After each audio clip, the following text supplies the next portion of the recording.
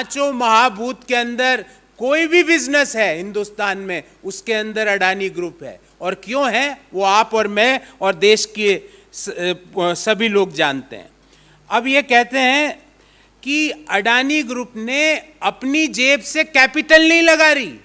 ये रिपोर्ट कह रही है, ये हमारा आंकड़ा नहीं है, ये हम नहीं कह रहे, कि अडानी ग्रुप कर्ज में दबा हुआ है। ये रिपोर्ट कह रही है कि अडानी ग्रुप अनरिलेटेड बिजनेस कर रहा है जिसका उसको कोई अनुभव नहीं है। ये रिपोर्ट कह रही है कि अडानी अपनी पर्सनल इक्विटी कैपिटल अपने ग्रुप्स में इंजेक्ट नहीं कर रहा है। आगे ये रिपोर्ट कहती है, और इस रिपोर्ट के हवाले से ही मैं पूरी बात कर रहा हूं, कि 2020 से 2022 के बीच अडानी ग्रुप ने 48,000 करोड़ रुपए का कर्जा लिया 1.5 साल के अंदर। अप्रैल 2020 से जून 2022 के मध्य 2 साल के अंदर 48,000 करोड़ का कर्जा लिया, जिसमें से मात्र स्टेट बैंक ऑफ इंडिया से 18,770 करोड़ रुपए का कर्जा लिया। रिपोर्ट कह रही है कि कर्ज में दब रहा है। रिपोर्ट कह रही है कि नए और जिन बिजनेसेस का अनुभव नहीं है उसमें ग्रुप जा रहा है। रिपोर्ट कह रही है कि बिजनेस में ग्रुप को अपनी स्वयं की कैपिटल लगाने की जरूरत है, पर स्टेट बैंक ने उसी दौरान 18,770 करोड़ रुपए का कर्जा 2020 से 2022 के मध्य दिया। अर्थात 2020 से 22 के मध्य जो अडानी ग्रुप ने कर्जा लिया उसका 40% कर्जा तो सिर्फ स्टेट बैंक ऑफ इंडिया ने दिया, और बाकी 14 ग्लोबल प्राइवेट बैंक्स ने, दुनिया के सारे बड़े 14 बैंकों ने मिलके, जिसमें जापान के बैंक, अमेरिका के बैंक, सिंगापुर के बैंक, ऑस्ट्रेलिया के बैंक, स्विट्जरलैंड के बैंकों ने, सब ने मिलके 60% दिया, पर हमारे स्टेट बैंक ऑफ इंडिया ने अकेले ने उसको 40% दे दिया। चलिए साहब, अभी ये बात अभी खत्म नहीं हुई है। अब ये कह रहे हैं, ये रिपोर्ट कह रही है कि इसके कारण भारतीय बैंकों के ऊपर भयंकर रिस्क है, बड़ी रिस्क है बैंकों के ऊपर इस कर्जे के कारण। और इस रिपोर्ट के अनुसार अडानी एंटरप्राइज और अडानी ग्रीन एनर्जी ने जो जिनके ऊपर 94,400 करोड़ रुपए का कर्ज है, आपको जान के आश्चर्य होगा कि वह अपना जो ब्याज का खर्चा है, जो उनका टैक्स के बिफोर अर्निंग है, उसका मात्र 1.5 गुना, वो ब्याज का मात्र 1.5 गुना टैक्स के बिफोर की अर्निंग के रूप में कमाते हैं। EBITDA to tax to gross debt is 1.5 times only, EBITDA to gross debt. फिर ये रिपोर्ट आगे कहती है कि द रिपोर्ट हाईलाइट्स कि आने वाले समय में इनके नए बिजनेसेस में प्रॉफिट नहीं होगा। ये मैं नहीं कह रहा, ये रिपोर्ट कह रही है। और जब प्रॉफिट नहीं होगा तो या तो बैंकों को इनको और कर्ज देना पड़ेगा या बैंकों का कर्ज डूब जाएगा आने वाले समय में, क्योंकि ये नया नया बिजनेस करते हैं। अब इस रिपोर्ट में आगे कहा जा रहा है कि इसके कारण अडानी ग्रुप एक मैसिव डेट ट्रैप के अंदर जा चुका है। और इस रिपोर्ट के अंतिम पैराग्राफ में जो लाइनें लिखी है वो मैं अक्षरशः आपके सामने पढ़ के सुनाता हूं। Gautam Adani also enjoys healthy relationship with ruling Modi administration. ये एज इट इज वर्बेटिम सुना रहा हूं आपको। Mister Adani and Indian prime minister mister Narendra Modi know each other well, going back to the later days as the chief minister of the Gujarat state. ये इस report में लिखा गया है। पूरा 2,20,000 करोड़ का कर्जा है। पिछले 2 सालों में आपने जो मेजर कर्जा लिया उसमें से 40% सिर्फ स्टेट बैंक ऑफ इंडिया से लिया। आप नए बिजनेस में जा रहे हो, जिसके कारण इस रिपोर्ट में कहा गया है कि आने वाले समय में उन बिजनेसेस में उतनी प्रॉफिटेबिलिटी नहीं रहेगी, तो आपको बैंकों से और कर्जा लेने की जरूरत पड़ेगी, या बैंकों को आप कर्जा या ब्याज चुकाने में असमर्थ हो जाओगे। गौरतलब, ध्यान रहे, याद रहे कि 23 जून 2022 को मैंने एक और प्रेस वार्ता की थी, आपको याद होगा, जब श्रीलंका के प्रेसिडेंट के ऊपर मोदी जी का प्रेशर गया था कि वह जो रिन्यूएबल एनर्जी के पावर के प्रोजेक्ट है वो अडानी को अलॉट करे। ये हमने नहीं कहा, ये श्रीलंका के state owned Ceylon electricity board के चेयरमैन ने ये बात कही है। अभी तक उसके बारे में उसको किस तरह उस इश्यू को ख़त्म किया गया, चेयरमैन साहब के ऊपर दबाव डाला गया कि नहीं दबाव डाला गया, उन्होंने अपने शब्द वापस लिए। गौरतलब है कि 2014 में जैसे ही मोदी जी सरकार में आए तो एसबीआई ने अडानी ग्रुप को $1 बिलियन का कर्ज देने का इन प्रिंसिपल एग्रीमेंट बनाया और उसको वापस लेना पड़ा था। आफ्टर कांस्टेंट प्रोटेस्ट एसबीआई ने उस एमओयू को स्क्रैप किया। फिर 2020 में एसबीआई ने अडानी के कार्मिशेल कोल प्रोजेक्ट जो ऑस्ट्रेलिया में है उसको 5,000 करोड़ का लोन देने की फिर पेशकश की, पर प्रेशर बाय इन्वेस्टर्स का जब प्रेशर आया तो वो लोन भी स्टक हुआ। अभी इसमें क्या अपडेट है उसके बाद किसी को कुछ नहीं पता है।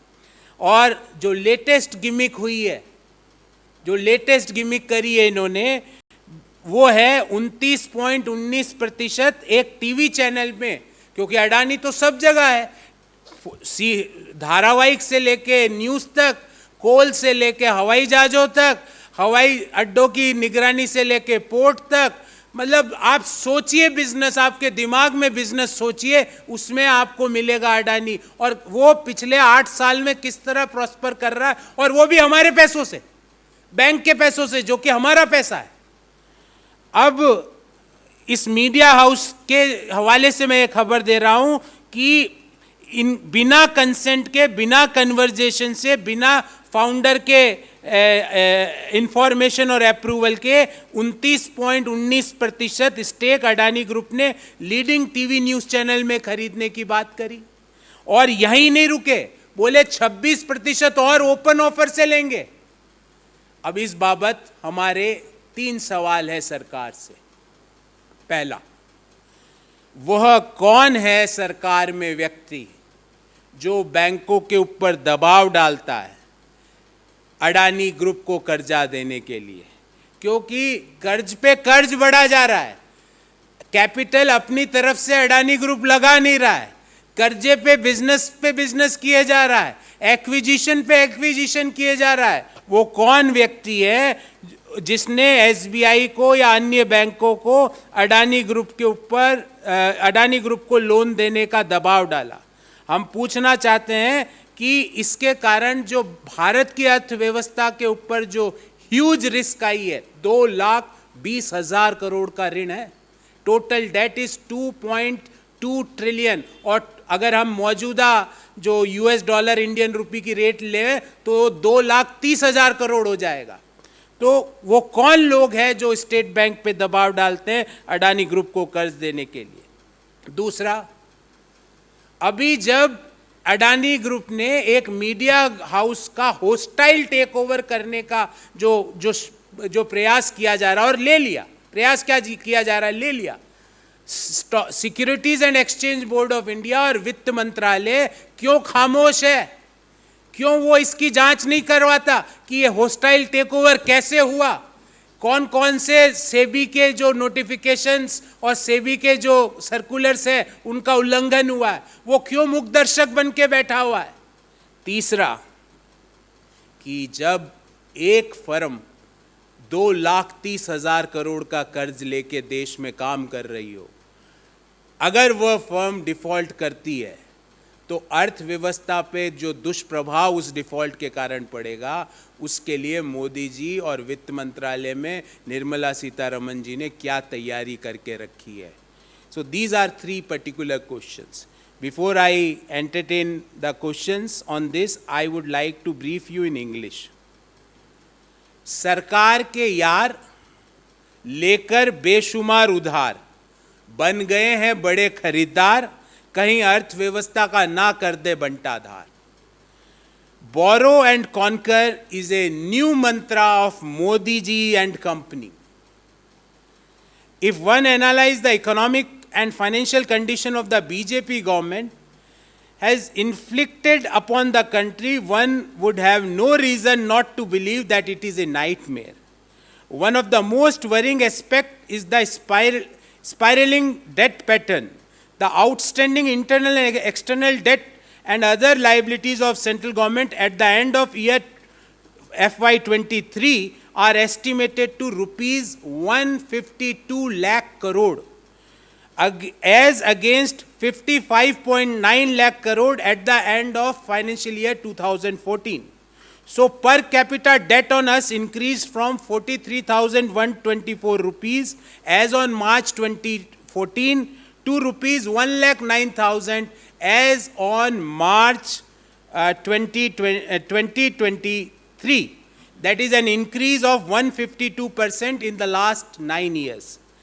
Debt being offered on a platter to some friends of the government has created an anxious position for the nation on top of the national debt obligation. तो एक तरफ तो सरकार ने अपना कर्जा ले लेके हमारे ऊपर 1 लाख रुपए का कर्जा हर हिंदुस्तानी पर डाल रखा है, और दूसरी ओर उनके दोस्त भी वही मॉडल काम में ले रहे हैं, 2,30,000 करोड़ का कर्जा. Recently, a New York-based credit research firm, CreditSights, published its analysis on the debt position of the Adani Group.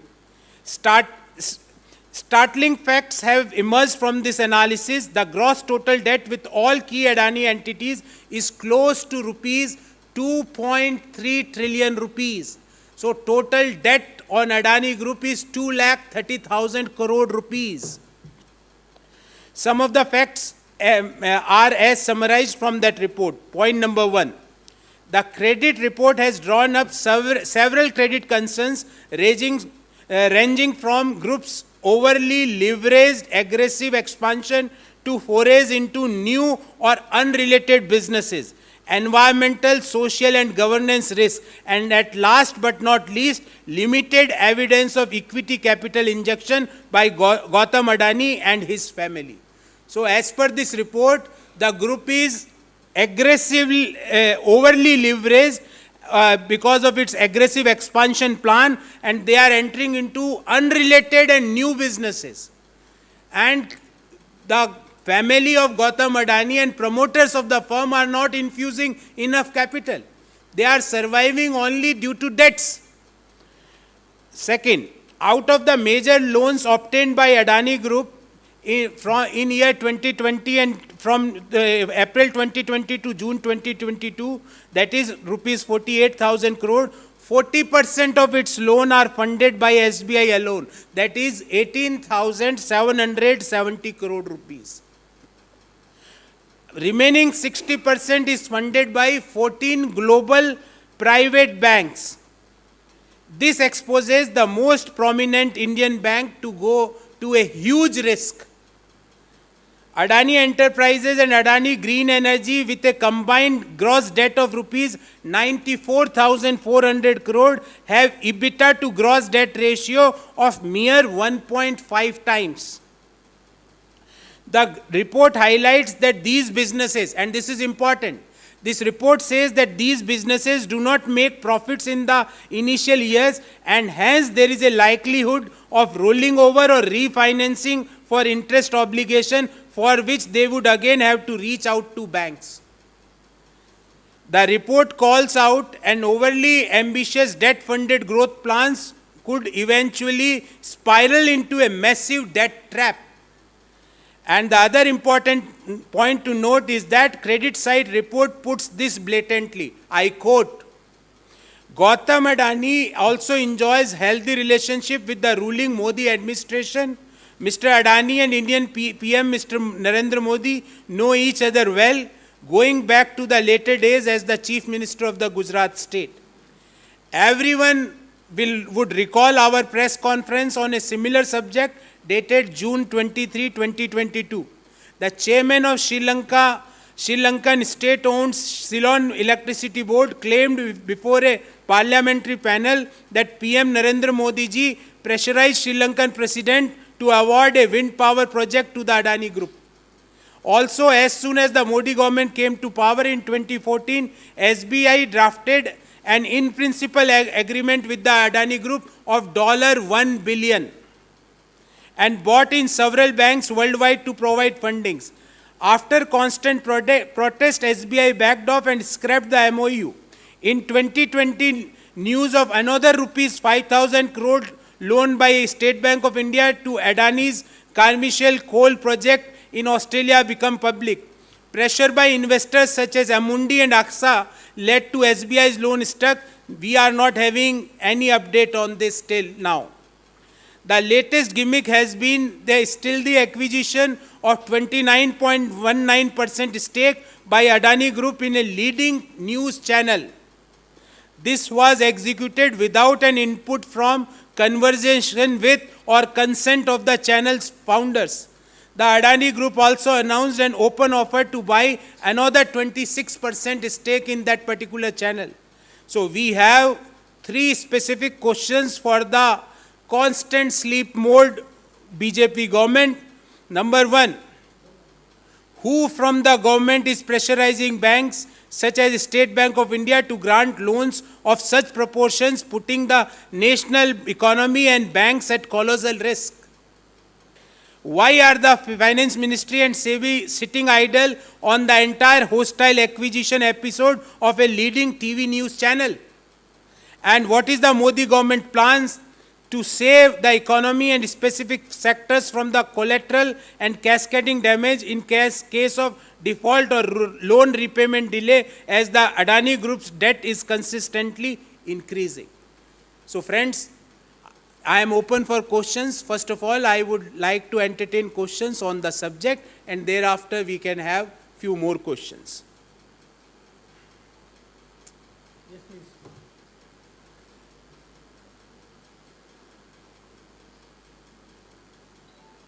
Ji. Any other question?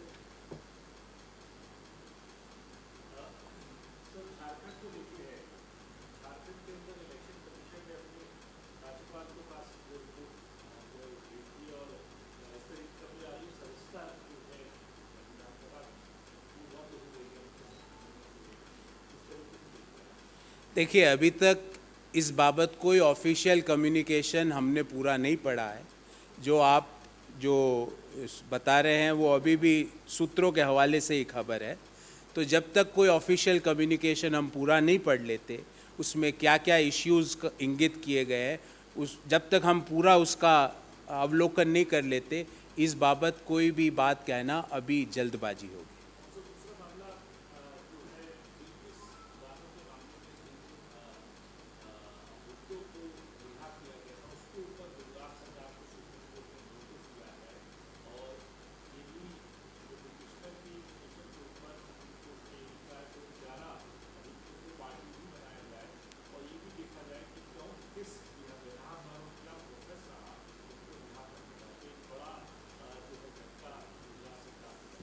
Bharat की न्यायिक व्यवस्था पर आज भी हिंदुस्तान के प्रत्येक व्यक्ति को और कांग्रेस पार्टी को पूर्ण विश्वास है, और हमें उम्मीद है कि संविधान बिल्किस बानो के साथ न्याय करेगा। भारत की न्याय प्रणाली न्याय करेगी। जो 11 दुष्कर्म के दोषी लोग, उनको जिस तरह से माला पहना के जिस तरह से उनका स्वागत किया गया, वो हिंदुस्तान के हर व्यक्ति के लिए, गुजरात सरकार के लिए और भारत सरकार के लिए एक शर्म की बात है। एक दुष्कर्म के दोषी 11 लोगों का महिमा मंडन किया जा रहा है। उनको इस तरह स्वागत किया जा रहा है कि उन्होंने भारत के लिए स्वर्ण पदक जीत लिया हो। शर्म आनी चाहिए गुजरात सरकार को, शर्म आनी चाहिए भारत सरकार को, जो मूक दर्शक बन के सारी चीजें देख रही है। हमें पूर्ण विश्वास है कि भारत की न्याय प्रणाली, भारत का संविधान हमारे देश की बेटियों को न्याय देगा। और जैसा राहुल गांधी जी ने कहा है कि बेटी बचाओ सिर्फ खोखला नारा नहीं हो सकता। बेटी बचाओ जैसे खोखले नारे आप दे रहे हो और दूसरी तरफ बलात्कारियों को बचाने का काम कर रहे हो। मुझे और कांग्रेस पार्टी को उम्मीद है कि भारत का सर्वोच्च न्यायालय बिल्किस बानो को न्याय देगा, और जिन लोगों ने भी इस न्याय व्यवस्था का उपहास उड़ाने का प्रयास किया, उनके खिलाफ कड़ी कार्रवाई होगी। बेशरम लोग हैं वो, जिन्होंने एक दुष्कर्म, जो पीड़ित महिला उसके साथ जिन्होंने दुष्कर्म किया, उनका स्वागत किया जा रहा है, उनका माल्यार्पण के द्वारा उनका स्वागत किया जा रहा है। मुझे लगता है हिंदुस्तान में इससे ज्यादा बेहुदापन कभी नहीं हो सकता।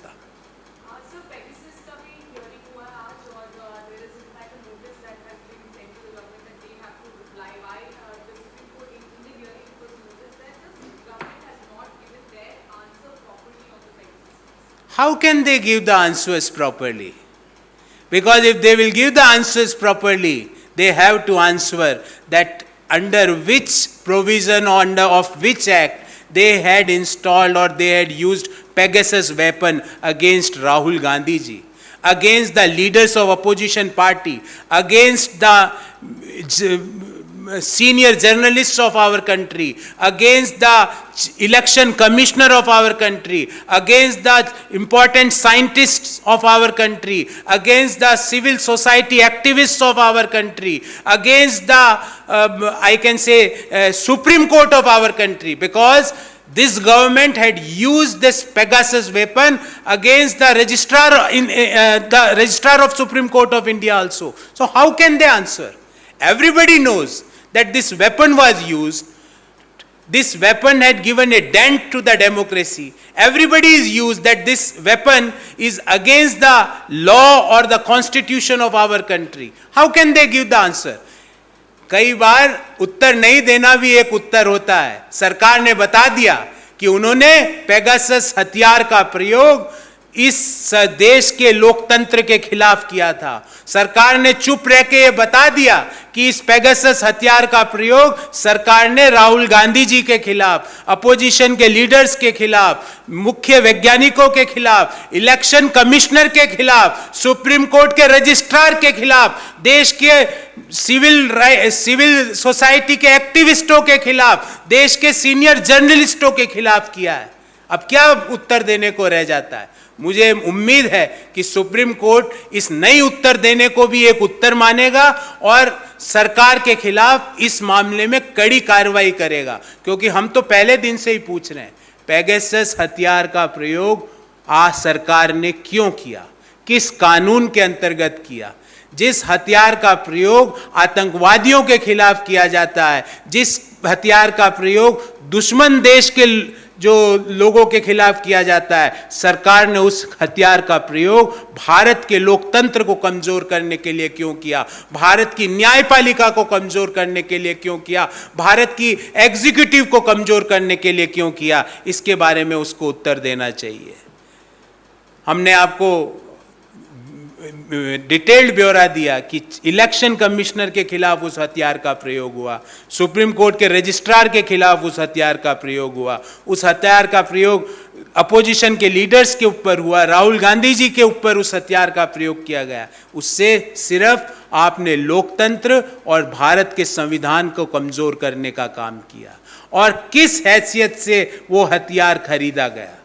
वो एक हथियार है, जैसा राहुल गांधी जी ने बार बार कहा, that is a weapon to give a dent to the democracy of our country, that is a weapon to give a dent to the constitution of our country, that is a weapon against parliamentary, against executive, against the judiciary of our country. जब आप opposition के नेताओं के खिलाफ उस weapon का प्रयोग करते हो तो उससे आप पार्लियामेंट्री डेमोक्रेसी को डेंट देते हो। जब आप सुप्रीम कोर्ट के रजिस्ट्रार के फोन में उस वेपन का प्रयोग करते हो तो आप जुडिशरी को डेंट देने का काम करते हो। जब आप भारत के निर्वाचन आयोग निर्वाचन आयुक्त है, इलेक्शन कमिश्नर है जो देश के, उनके फोन पे इस वेपन का प्रयोग करते हो तो आप एग्जीक्यूटिव को कमजोर करने का काम करते हो।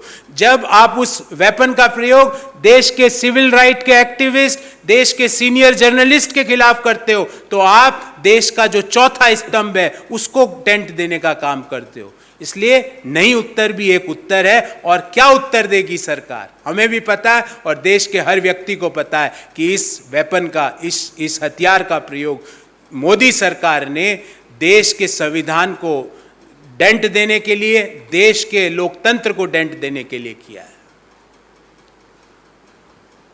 Thank you. Thank you very much.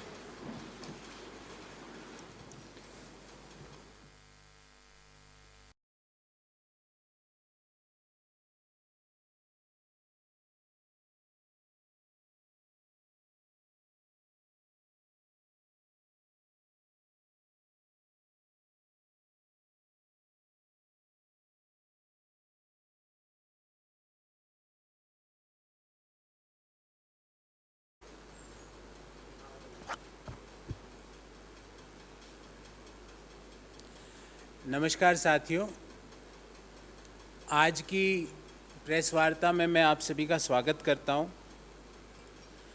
साथियों, आज की प्रेस वार्ता को अगर मैं 2 लाइन में समराइज करूं तो मैंने बहुत अच्छी 2 लाइन स्वयं ने लिखी है। सरकार के यार लेकर बेशुमार उधार, बन गए बड़े खरीदार, कहीं अर्थव्यवस्था का ना कर दे बंटाधार। मोदी जी एंड कंपनी का एक मंत्रा है, बोरो एंड कॉन्कर। साथियों, हम में से कई लोग कभी कभी बिजनेस करने का सोचते हैं, कई लोग सोचते हैं, और सबसे बड़ी अड़चन आती है पूंजी की, क्योंकि हम लोग मध्यम आय वर्गीय या लोअर इनकम ग्रुप फैमिलीज से बिलोंग करते हैं।